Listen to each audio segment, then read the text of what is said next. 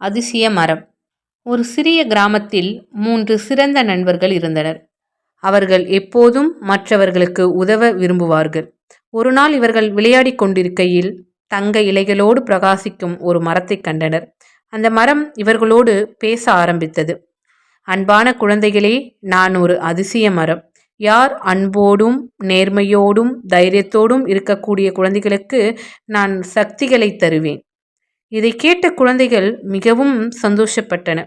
உடனே அந்த 3 பேரும் மிகவும் வலிமை உள்ளதாக மாறினார்கள். தங்களுடைய சக்திகள் மற்றவர்களுக்கு உதவ பயன்படுத்த வேண்டும் என அவர்கள் எண்ணினர். அந்த கிராமத்தில் அப்பொழுது புயலால் சேதமான வீடுகளுக்கும் நோய்வாய்ப்பட்ட மிருகங்களுக்கும் வயதில் முதிர்ந்த பெரியோர்களுக்கும் அவர்கள் உதவினர்.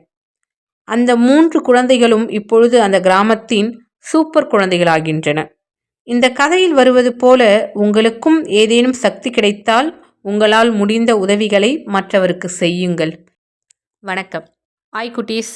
நம்மளுடைய சேனலில் பார்த்தீங்கன்னா உங்களை தன்னம்பிக்கையோடவும் தைரியத்தோடவும் அன்போடும் பண்போடும் வளர்க்கக்கூடிய நிறைய நீதி கதைகளை நம்ம சேனலில் போட்டுட்டு இருக்கோம். மறக்காமல் நம்ம சேனலுக்கு நீங்கள் ஆதரவு தரணும். முக்கியமாக நம்ம சேனலை ஃபாலோ பண்ணலன்னா ஃபாலோ பண்ணிக்கோங்க, சப்ஸ்கிரைப் பண்ணிக்கோங்க. Thank you friends.